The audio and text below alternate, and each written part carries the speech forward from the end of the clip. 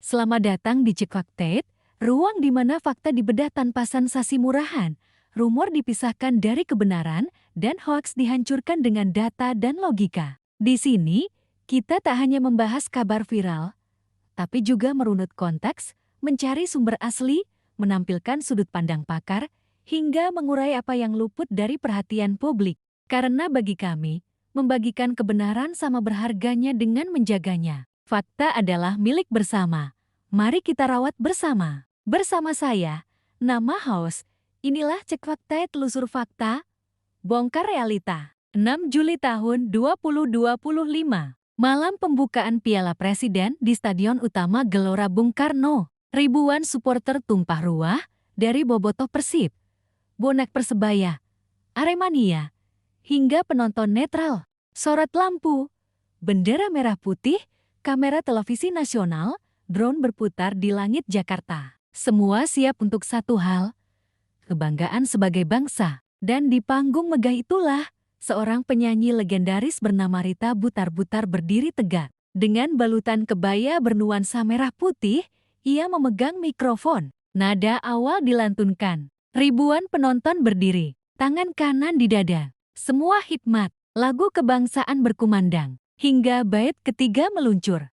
Marilah kita berseru, Indonesia Merdeka. Dalam sepersekian detik, penonton tertegun. Beberapa orang bingung, beberapa tertawa kecil, beberapa langsung mengunggah ke TikTok. Dan dalam hitungan menit, potongan video 15 detik itu menyebar seperti api membakar jerami kering. Untuk generasi Z, nama Rita Butar-Butar mungkin tak sepopuler Raisa, Tiara Andini, atau Firsa Besari. Tapi di era 80-an hingga 90-an, nama Rita Butar-Butar adalah diva Batak yang nyaris selalu hadir di pesta adat, radio, dan panggung-panggung TVRI. Lahir di Pematang Siantar, Sumatera Utara, 11 Mei tahun 1960, Rita tumbuh di lingkungan keluarga Batak Toba yang kental dengan tradisi musik gereja. Bakat menyanyi diwariskan dari ibunya yang juga penembang lagu-lagu pujian. Namanya melejit ketika Rinto Harahap, maestro pop Indonesia, mempercayainya membawakan lagu Seandainya Aku Punya Sayap. Lagu ini kemudian tak hanya meledak di Sumatera Utara, tapi juga di Jakarta. Di masanya, Rita terkenal punya range vokal 5 oktav langka untuk penyanyi Indonesia. Ia sering dijuluki Whitney Houston dari Siantar, terutama saat membawakan lagu-lagu power ballad.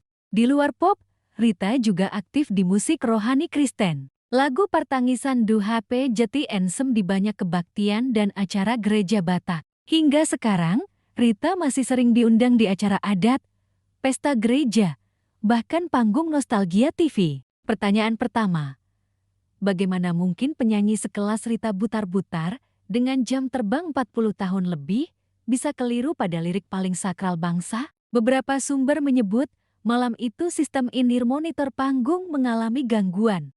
Suara backing track instrumental kabarnya delay beberapa detik. Beberapa kru PSSI yang enggan disebut nama juga mengakui, gladi resik sempat terburu-buru karena hujan deras sehari sebelumnya. Selain faktor teknis, ada faktor non-teknis, usia Rita yang sudah 65 tahun, tekanan mental di depan ribuan orang, fakta bahwa ia lebih sering tampil di genre pop Batak dan rohani, jarang menyanyikan lagu kebangsaan di event besar. Dari rekaman video, terlihat Rita sempat menoleh ke arah prompter, tapi posisinya agak jauh dari center stage. Komentar netizen terbelah. Beliau legend, bisa salah wajar. Kita juga kadang lupa lirik pas nyanyi di karaoke. Kasianlah udah tua. Salah lirik Indonesia Raya tuh fatal bang. Ini bukan konser nostalgia. PSSI harusnya siapin bekap, bukan nyalahin penyanyi doang. Semoga Bu Rita sehat selalu. Netizen jangan kejam, beliau sudah kasih banyak karya kok.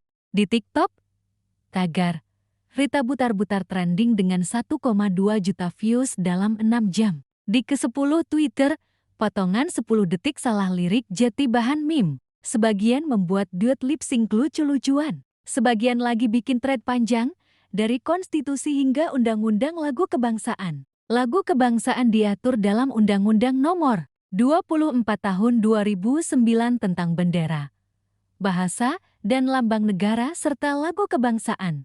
Pasal 60 jelas, Lagu kebangsaan wajib diperdengarkan atau dinyanyikan dengan hormat, tertib, dan penuh hikmat sesuai teks aslinya. Pasal 64 menyebut, setiap orang dilarang mengubah lagu kebangsaan dengan tujuan menghina atau merendahkan martabat bangsa. Jika melanggar unsur kesengajaan, bisa dipidana maksimal 1 tahun penjara atau denda Rp10 juta. Dalam kasus Rita Butar-Butar, unsur sengaja tidak terpenuhi. Kesalahan murni human era kelalaian teknis dan manusiawi. Ahli hukum tata negara, Dr. Ferry Amsari, mengatakan, kalau tujuannya tidak menghina, tidak ada niat jahat, tidak ada unsur pelecehan, ia tentu tidak bisa dipidanakan. Etikanya saja yang dikritik. Kasus salah lirik lagu kebangsaan bukan hanya terjadi di Indonesia. Di Amerika Serikat, banyak penyanyi pop pernah salah lirik Star Spangled Banner di Super Bowl dari Christina Aguilera sampai Fergie. Di Kanada, penyanyi Ansem NHL pernah lupa satu bait, lalu humming sambil senyum canggung. Di Korea Selatan, ada penyanyi nasional salah lirik saat pembukaan Asian Games, publiknya sempat heboh, tapi akhirnya dimaafkan setelah sang penyanyi meminta maaf terbuka. Menurut Dr. Lais Meriali Japri, psikolog klinis, ada istilah performance anxiety. Meski profesional, musisi bisa blank mendadak di panggung raksasa. Ini real, apalagi di acara kebangsaan. Ada beban moral, takut salah, malah jadi salah. Sama seperti pidato presiden, kalau teleprompter mati, bisa grogi. PSSI melalui Ketua Umum Erick Thohir belum merilis pernyataan resmi, hanya meminta masyarakat lebih bijak menilai dan fokus mendukung jalannya turnamen. Sementara Rita Butar-Butar kabarnya enggan bicara panjang. Lewat perwakilan manajemen, ia hanya minta maaf jika menyinggung perasaan publik. Pihak panitia Piala Presiden 2025 lebih memilih menutupi detail gladi resik yang sempat tertunda. Bagi bangsa Indonesia, Indonesia Raya bukan hanya nada dan lirik. Ia simbol kemerdekaan, persatuan, semangat kolektif, rasa bangga di mata dunia. Kesalahan kecil bisa membangkitkan memori pahit, misalnya insiden bendera terbalik di SEA Games atau salah ejaan lambang negara di baliho resmi.